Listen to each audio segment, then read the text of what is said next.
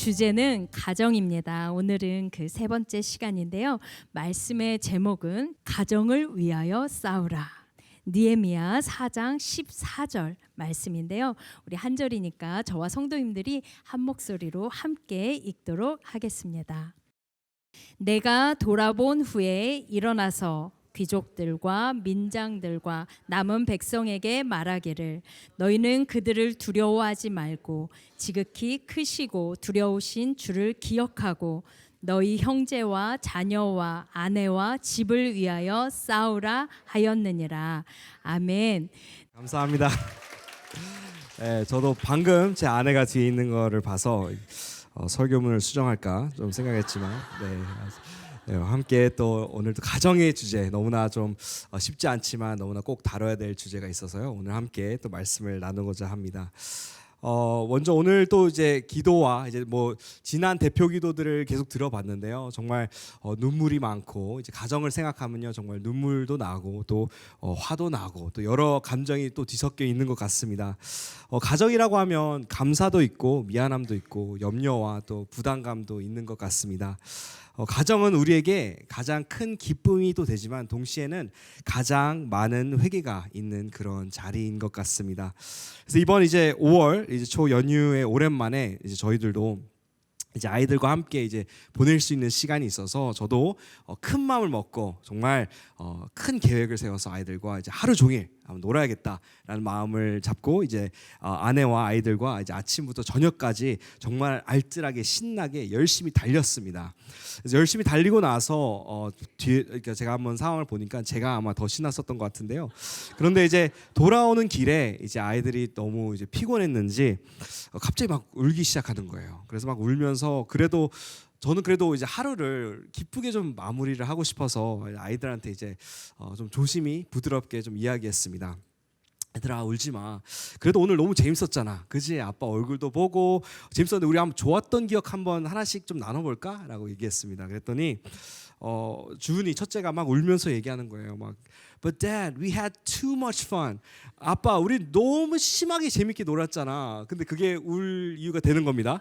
너무 재밌어서 너무 힘들어. 막 이러면서 왜 이렇게 재밌게 계획했어? 막 우는 겁니다. 막 그래서 너무 재밌어서 너무 힘들잖아요. 막 이렇게 울길래 저도 그런가? 그래서 좀 덜 재밌게 했었나 하는데 이제 옆에서 이제 듣던 노아도 이제 본인도 이제 뭔가를 동참해야겠다라는 그 마음이 들었던지 갑자기 고민하다가 아빠 못생겼어 막 이러는 겁니다. 갑자기 차에 오는데 갑자기 근데 전혀 저는 안 긁혔습니다. 되게 상처는 안 받았는데요.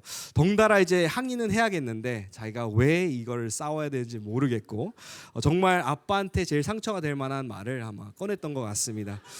그랬더니 이제 셋째 주엘이도 같이 울기 시작하면서 차 안이 완전 영적 전쟁이 됐어요. 정말 분명히 이제 행복하기 위해서 나갔는데 하루 종일 보냈는데 마지막에 울음바다로 끝나는 시나리오 아마 저 혼자가 아닐 거라고 또 생각합니다. 근데 이런 것이 가족이 아닌가라는 생각이 좀 들게 됩니다. 가족은 너무나 사랑하는 자리인데 정말 이상하게 가장 쉽게 지치고 가장 쉽게 말이 날카로워지고 가장 쉽게 싸움이 일어나는 그런 자리인 것 같습니다. 그래서 가정을 사랑할수록 이런 질문이 생기는 거예요. 우리 가족을 살릴 수 있는 싸움은 어떤 싸움인가? 나는 어떻게 우리 가정을 지킬 수 있는 것일까? 오늘 느헤미야의 상황도 바로 그런 자리였습니다. 느헤미야는 무너진 예루살렘의 성벽을 다시 세우려고 갔고 그 성벽은 하나님의 백성을 구별하는 그 눈에 보이는 그러한 경계였습니다. 세상 사람들이 이제 그 성벽을 보고 나서 저기부터는 이스라엘이다. 저기부터는 하나님의 백성들이 살고 있는 곳이다라고 실질적으로 눈에 보일 수 있는 표적이 바로 성벽이었고 그 성벽이 바로 그 역할을 했었습니다. 그런데 그 일을 하려고 하니까 당연히 세상은 가만히 있지 않죠. 조롱하고 위협하고 이제는 흔들고 공격을 하기 시작합니다. 바로 그때 느헤미야가 백성들에게 오늘 본문처럼 외치는 겁니다. 두려워 말라, 기억하라, 싸우라. 오늘 옆에 계신 분들과 이렇게 한번 인사하면 좋을 것 같습니다. 두려워하지 말고 기억하고 싸웁시다. 네, 아멘. 교회에서 싸우라는 얘기를 많이 안 하지만 오늘은 제가 마음껏 또 하도록 하겠습니다. 오늘 이 말씀을 통해서 우리가 무엇을 위해서 싸워야 되는지를 알고 또 하나님께서 맡기신 이 가정을 믿음으로 지켜내는 주의 백성들이 되기를 소망합니다.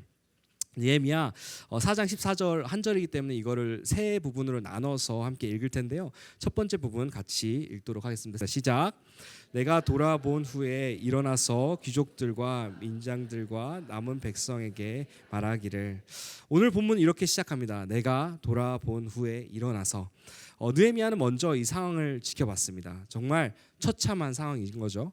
무너진 성벽을 받고 지쳐간 백성들을 보았습니다. 그리고 그들을 향해 조롱하고 또 위협하는 적들도 보게 되는 겁니다. 느헤미야가 본 현실은 결코 쉬운 그런 현실이 아니었습니다. 성전은 이미 세워졌습니다. 예배의 중심도 어느 정도 회복이 되었지만 성벽은 아직 무너져 있다 보니 적들의 공격에 완전히 무방비로 노출된 상황이었습니다. 그래서 적들이 예배드리는 것들을 방해하고 거룩한 그러한 지성소를 방해하는 그러한 상황까지 이르게 되는 겁니다. 그래서 느헤미야가 성벽을 다시 세운다라는 의미는 그냥 단순한 그냥 도시공사 정도가 아니었다라는 겁니다. 성벽이라는 것은 세상과 하나님의 백성의 터를 구별짓는 울타리이자 선입니다. 거룩함의 선인 것입니다. 하나님의 백성이 세상 가운데 살고 있습니다. 그런데 세상과 똑같이 무너지지 않게 지켜줄 수 있는 바로 거룩한 경계가 바로 오늘 느헤미야가 짓고 있는 성벽인 것입니다. 그러므로 느헤미야가 하고 있었던 일은 다시 그 거룩함을 세우는 일이었고 이 거룩함으로 이 민족을 지키려고 하는 움직임이었습니다. 다시 구별됨의 그 경계를 세우는 일을 바로 느헤미야가 하고 있었던 것입니다. 당연히 적들은 이것을 알았고 정말 공격을 해왔고 더 악랄해지고 심해져만 갔습니다. 느헤미야는 이 모든 암울한 현실을 보면서 이렇게 담대하게 선포하는 것입니다. 두려워하는 그 백성들을 보았고 다시 거룩함을 세우려고 할 때 일어나는 세상의 공격을 보면서 이렇게 이야기하는 겁니다. 두려워하지 말라, 싸우라. 우리 가정에서도 이런 모습들이 보이는 것 같습니다. 우리도 가정 안에서 무너져 있던 믿음의 기준을 오랜만에 다시 세우려고 할 때 특히나 정말 많은 어려움들이 찾아오는 것 같습니다. 세상은 자녀들에게 하나님 없이도 충분히 살 수 있다라고 거짓말을 하고 있고요. 순결은 촌스럽고 예배는 선택이고 부모의 권위는 억압이고 자기 욕망은 솔직함이다라는 그런 말을 하고 있습니다.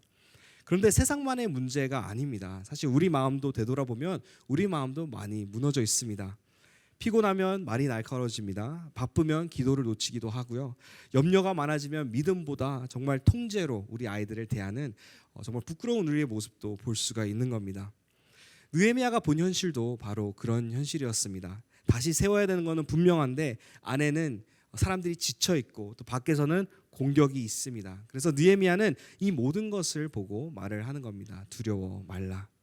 두 번째 부분 함께 읽겠습니다. 너희는 그들을 두려워하지 말고 지극히 크시고 두려운 주를 길을 기억하고. 그래서 느헤미야는 백성들에게 이렇게 이야기하는 겁니다. 그들을 두려워 말라라고 하는데 그 이유는 지극히 크시고 두려운 주를 우리가 믿고 있기 때문이다. 두려움은 원수가 커 보이고 문제가 커 보이고 무너진 성벽이 커 보이고 우리 힘이 작아 보일 때 생기는 것이 바로 두려움입니다. 그래서 느헤미야는 백성들에게 문제를 보지 말라라고 말하지 않습니다. 그것을 직시하되 그 문제보다 더 크신 하나님을 바라보아라 라고 이야기하는 겁니다.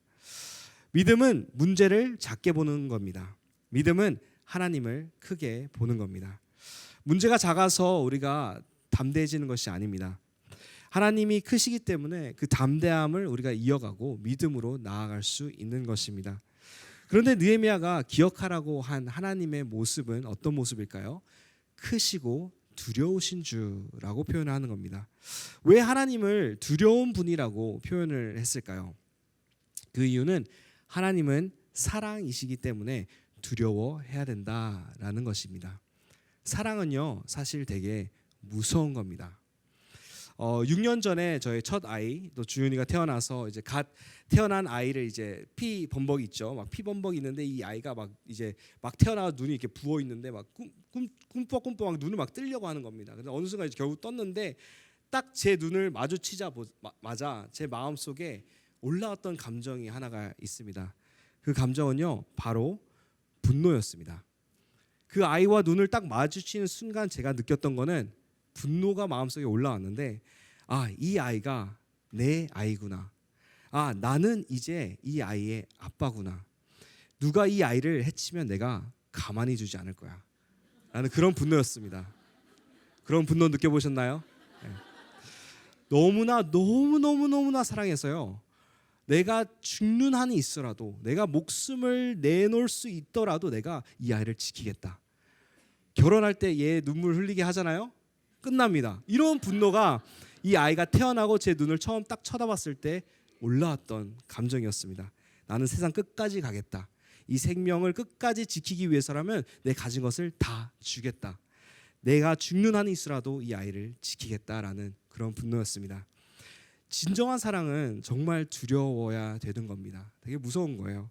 사랑은요, 지키고 싶은 마음을 낳고요. 사랑은요, 사랑하는 생명 앞에서 싸울 준비가 되는 그러한 마음을 낳습니다. 그게 하나님께서 우리를 품에 품으시면서 우리의 눈을 마주치면서 느끼는 감정입니다. 우리가 주님의 품에 겨우 눈을 들어서, 너무나 지친 우리의 눈을 들어서 주님의 눈을 마주친다면 하나님의 마음속 깊은 곳에서 우러나는 그 마음은 분노입니다. 우리를 지키고자 하는 분노입니다. 성경에서 쭉 보면요, 하나님께서는 항상 동일하셨어요. 하나님은요, 애굽에서 울부짖었던 그 백성의 신음소리를 듣고요, 애굽을 진짜 처참히 무너뜨리십니다. 이스라엘을 세우셔서요, 나중에 약속의 땅으로 진출하게 하시는데요, 그 가나안 땅의 심판을 들어보면요, 엄청 끔찍하게 하나님께서 심판을 하시는데, 정말 성경에서도 우리가 자세히 읽어보면요, 그 심판의 두 가지 이유가 항상 등장합니다. 첫 번째는요, 그 땅은 성적으로 타락을 해서 가정이 깨어졌고, 두 번째는 아기들을 인신제사로 드리는 것이 당연한 타당한 문화로 자리 잡았기 때문에 그것을 처참히 완전히 심판하시고 완전히 죄밖에 남을지 않을 정도로 그곳을 멸망시키는 분이 바로 우리 하나님이신 겁니다. 지금도 이 세계에는요, 정말 끔찍한 일이 많이 벌어지고 있습니다.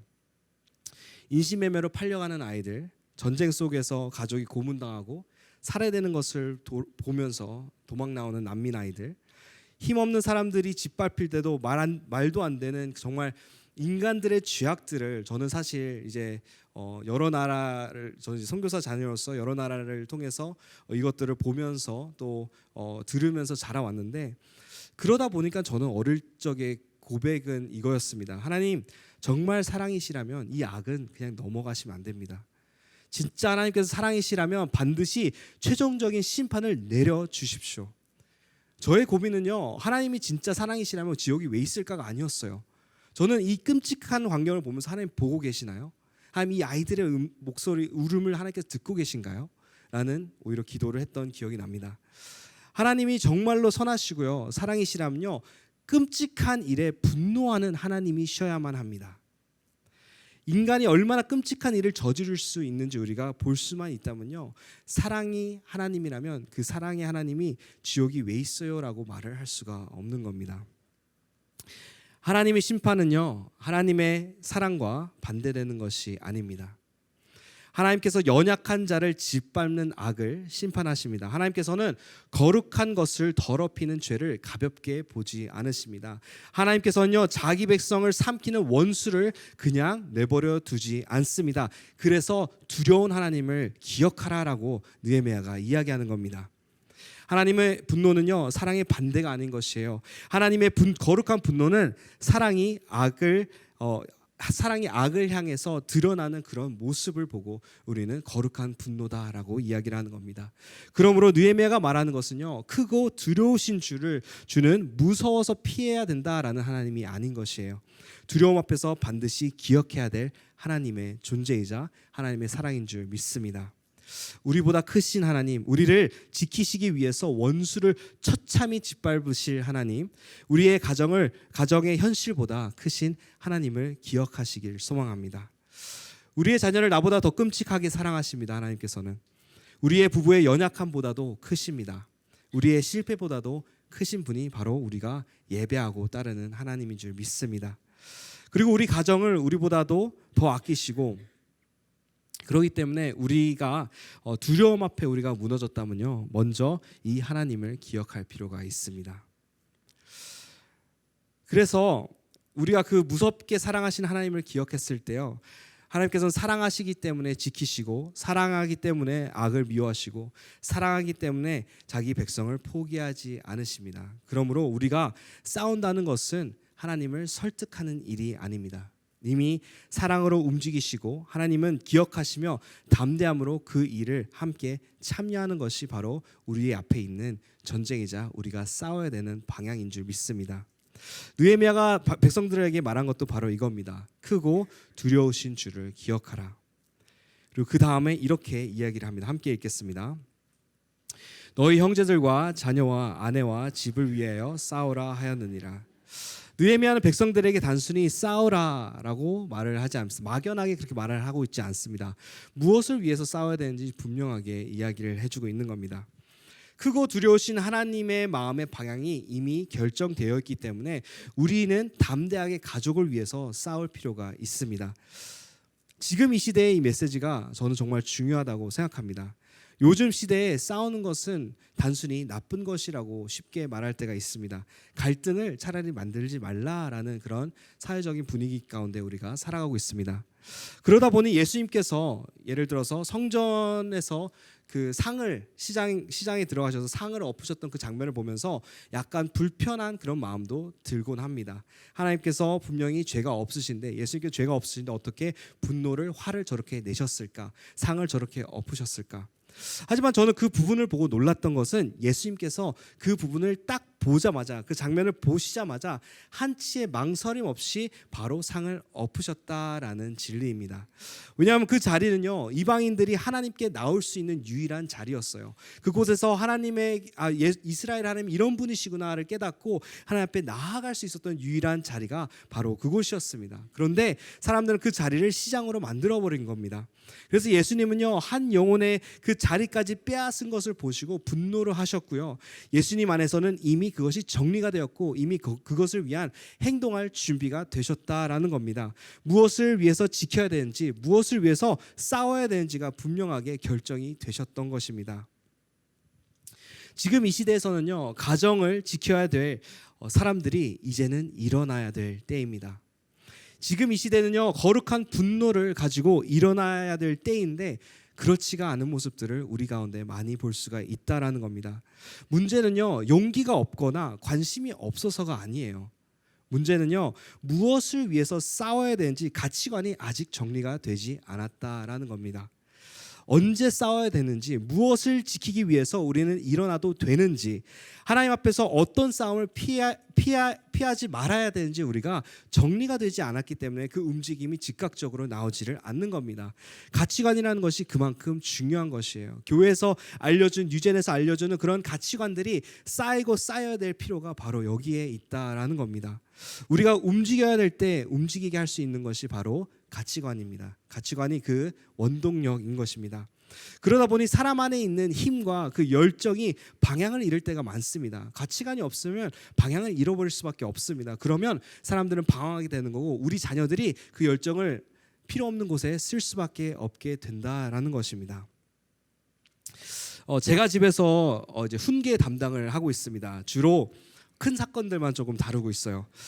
제가 집에 딱 들어왔는데 저희 아내가 이제 제보를 합니다. 노아가, 이제 둘째 노아가 남자아이입니다. 노아가 이제 누나를 거리에서 밀었다고 합니다. 아우, 큰일 났죠. 네, 정말 혼나야 되는 일이에요. 그리고 추가로 또 제보를 하자면 또 여동생이 이제 막 걷기 시작하는데 발을 걸었다라는 이야기를 하는 겁니다. 정말 잘못된 일입니다. 근데 그걸 딱 듣자마자 어떤 느낌이 들었냐면 남자네 라는 생각이 딱 들었어요. 그러면 안 되는데 제 마음속에 남자는 뭐 그러면서 이제 어쨌거나 이제 제가 담당이니까 이제 방에 들고 와서 손을 붙들고 이제 훈계가 이제 시작됐습니다. 근데 그 순간에 이제 저는 그런 생각이 드는 거예요. 저도 사실 자라면서 누나 놀리는 재미가 컸거든요.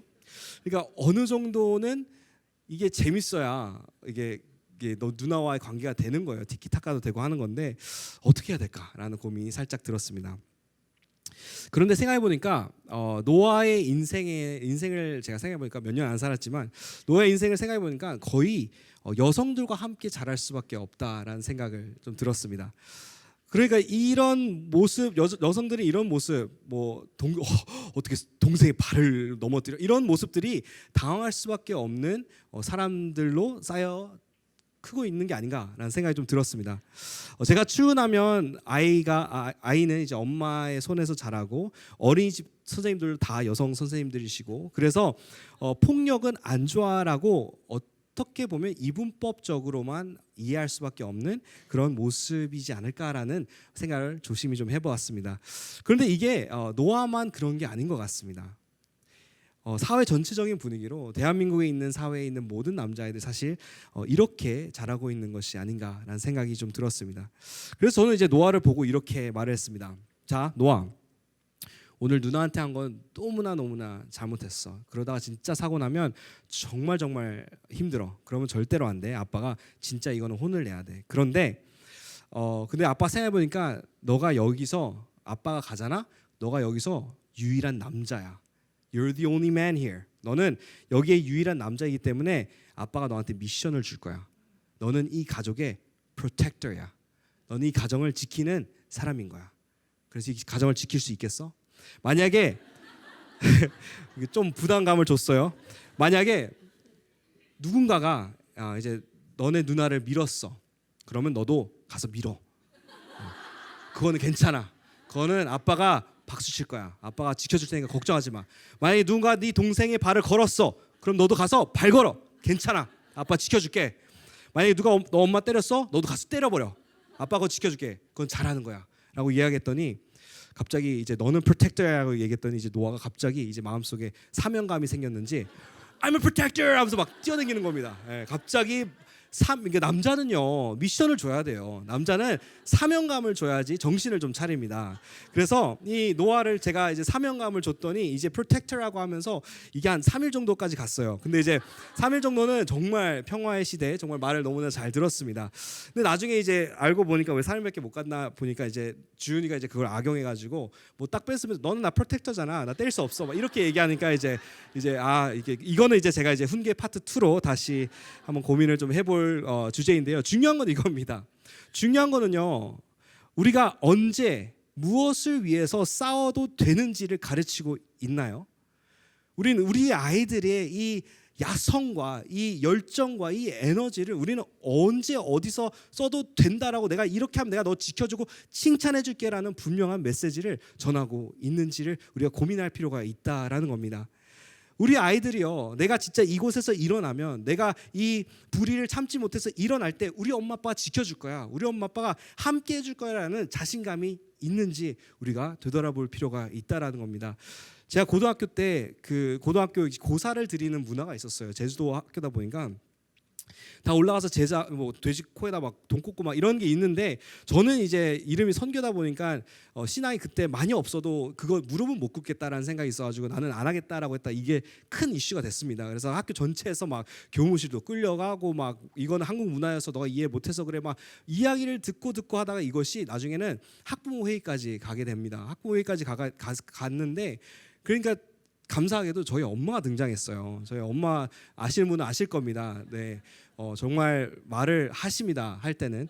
그래서 그 자리에서 어머니께서 뭐라 그러셨냐면, 학교는요 아이들한테 신념을 가르치는 곳이 아닌가요? 왜 아이들이 뭔가를 위해서 신념을 가지고 일어나려고 하는데, 그것도 좋은 걸로, 좋은 이유로 일어나려고 하는데 왜 그것을 짓밟으려고 하나요? 그 말에 끝났습니다.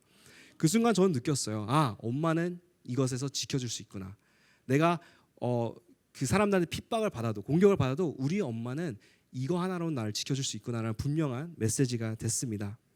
우리는요 우리 아이들한테 언제 싸워도 된다라는 것을 알려주고 있나요? 아니면 우리 스스로도 질문할 필요가 있어요. 우리는 언제 싸워도 되나요? 언제 일어나도 될까요? 그래서 성경은 오늘 우리에게 싸움의 방향을 알려주고 있습니다. 너의 형제와 자녀와 아내와 집을 위해서 싸우라. 왜냐하면 하나님의 사랑의 방향이 이미 가정으로 향해 있기 때문입니다. 그렇기 때문에 원수의 공격도요, 정말 세상의 원수의 공격들을 보면요 정말 분명하고 정말 어떻게 보면 단순해요. 우리가 원수는요 결국에는 가정을 무너뜨리기 위해서 정말 발악하는 것을 볼 수가 있습니다. 왜냐하면요 가정은요 하나님께서 너무나 사랑하는 자리이기 때문에 사람이 정말 사랑을 처음 배우는 자리입니다. 그죠? 가정 안에서는요, 사람이 신뢰라는 것을 처음 배우는 자리이고요, 용서라는 것을 처음 배우는 자리이고요, 하나님을 아버지라고 부를 수 있는 언어와 개념을 배우는 곳이 바로 가정이기 때문에 하나님을 가정을 지키기 위한 마음이 있으십니다. 그렇기 때문에 원수는 가정을 가볍게 볼 수가 없다라는 거예요. 그래서 정말 집요하게 가정을 가지고 괴롭히고 싸우고 공격한다라는 겁니다.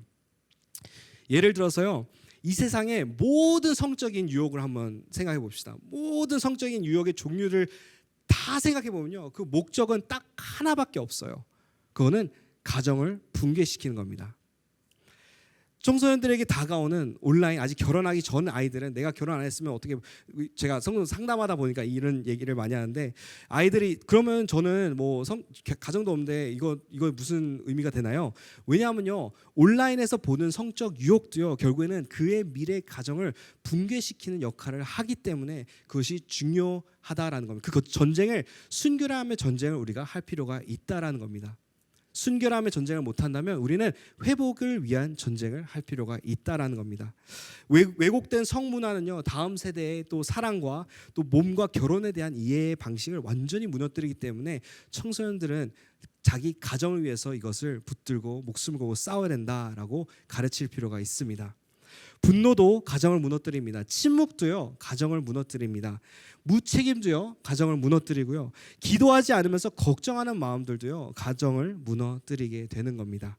그러므로 우리는 싸워야 될 필요가 있어요. 가족을 위해서 정욕과 싸워야 되고요, 가족을 위해서 우리는 분노와 또 싸워야 되고요, 가족을 위해서 우리는 무책임과 싸워야 되고요, 가족을 위해서 우리는 침묵과도 싸울 필요가 있습니다. 가족을 위해서 사랑하기를 포기하게 하는 그런 마음, 그런 지친 마음을 위해서도 우리는 싸워야 될 필요가 있다라는 겁니다. 하나님께서는요, 우리에게 가정을 맡기셨다라는 그것은요, 우리에게 지킬 명분을 주셨다라는 의미입니다. 제가 처음 주은이를 안았을 때 단순히 귀엽다, 예쁘다 이 정도의 마음만 들지 않고 이것이 분노까지 갈 수 있었던 이유는요, 이 아이가 내 딸이기 때문입니다.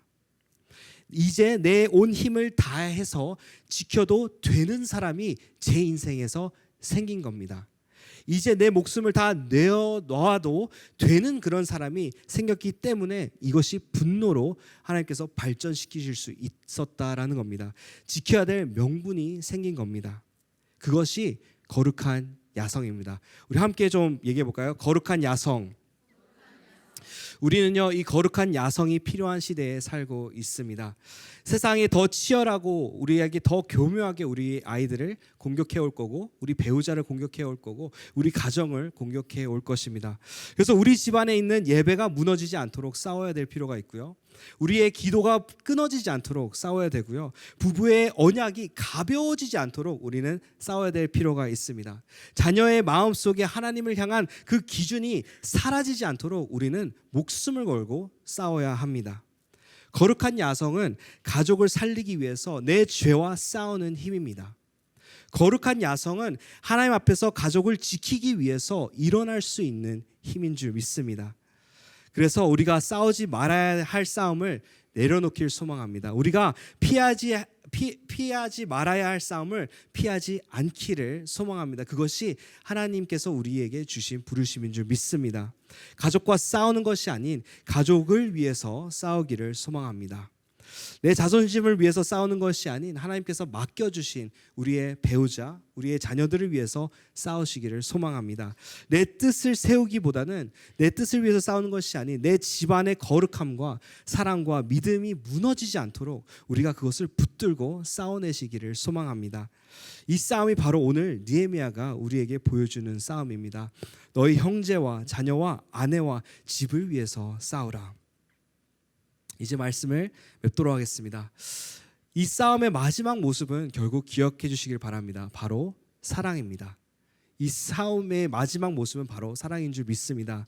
가정을 위해서 싸운다는 것은 결국 끝까지 사랑하기 위해서 싸우는 것입니다. 제가 얼마 전에 어머니와 통화를 하다가 이런 이야기를 어머니께서 하셨습니다. 내가 살아오면서 정말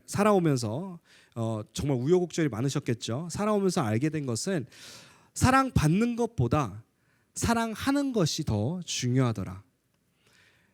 나한테 주어진 부르심은 사랑을 받는 것이 아니라 사랑을 하는 것인 것 같더라. 내가 사랑을 받으려고 하니까 지치고 힘든데, 그런데 내가 사랑하는 게 더 속이 시원하더라라고 말씀하셨습니다. 그리고 말씀하신 것은 나는 이제 사랑하는 남편을 미치도록 사랑하다가 천국에 가려고 한다. 사랑을 마음껏 하다가 주님 나라 가는 게 제일 행복하단다 선교야 라고 말씀하셨어요. 참고로 두 분 관계 정말 좋으십니다. 힘들어서 말씀하신 게 아니라 이제 뭐 힘드셨을 수도 있겠고요. 근데 어쨌거나 말씀하시는 거는요, 우리의 부르심은 무엇일까? 사랑받는 것이 아니라 사랑하는 것입니다. 사랑하다가 천국 가도 됩니다. 사랑하다가 천국 가도 그 사랑을 하나님께서 채우실 줄 믿습니다. 복음이 우리에게 보여주는 사랑의 방향은 분명합니다. 예수님은요, 사랑받기 위해 십자가를 지신 것이 아닙니다. 우리를 사랑하기 위해서 십자가를 지셨습니다. 하나님께서 우리를 사랑하시는 징표로 남겨주신 것이 십자가입니다. 우리를 살리기 위해서 자기 생명을 내어주셨고요, 그 사랑으로 우리를 먼저 붙들어 주셨습니다. 그 사랑을 기억하는 사람이 가정을 위해서 싸울 수 있다라는 겁니다. 사랑을 받아내기 위해서가 아니라 하나님께로부터 우리가 받은 그 사랑을 사람을 끝까지 사랑하기 위해서 우리는 싸워야 된다라는 겁니다. 사랑하는 성도 여러분, 우리가 크고 두려운 그 하나님을 기억하길 소망합니다. 그 하나님께서 우리의 가정을 사랑하시고 우리의 자녀를 사랑하시고 우리 배우자를 사랑하십니다. 그리고 그의 계획은 끝이 아닙니다. 아직 지속을 하고 있고 아직도 우리 가정을 위한 그런 계획이 있을 줄 믿습니다. 그러므로 우리가 두려워 말고 하나님의 그 두려운 그 사랑을 믿고 기억하고 우리가 싸워야 된다라는 것이 오늘 말씀의 핵심인 것입니다. 사랑하기 위해 우리 싸우기를 소망합니다. 하나님께서도 함께 싸우실 것입니다. 하나님께서 사랑하시는 그 가정을 또 믿음으로 지켜내는 또 우리 모두가 되기를 주님의 이름으로 축원합니다. 기도하겠습니다. 하나님 아버지, 오늘 말씀을 통해 크고 두려우신 하나님을 또 기억하게 해주시니 감사드립니다. 우리의 가정의 현실을 보면 정말 두려워하는 것이 맞고 염려하는 것이 맞고 화가 나는 것이 맞고 정말 걱정하는 것이 맞지만 우리가 그것을 바라보고 걱정하는 것이 아니라 우리 가정보다 크시고 우리 자녀와 배우자를 우리보다 더 사랑하시는 하나님을 바라보며 나아가게 하여 주시옵소서. 주님, 우리 가족과 싸우는 우리의 혈기와 또 자존심을 내려놓게 하시고 가족을 위해서 싸우는 믿음을 허락하여 주시옵소서. 우리 집안에 있는 예배가 무너지지 않게 하시고 기도가 끊어지지 않게 하시고 사랑과 거룩함의 기준이 흐려지지 않게 하여 주시옵소서. 예수님께서 우리를 사랑하시기 위해서 십자가를 지신 것처럼 우리도 사랑을 받으려 내기 하기보다는 하나님으로부터 받은 그 사랑을 끝까지 사랑하게 하여 주시옵소서. 두려워하지 않게 하시고 기억하게 하시고 싸우게 하여 주시옵소서. 주 예수 그리스도 이름으로 기도드립니다. 아멘.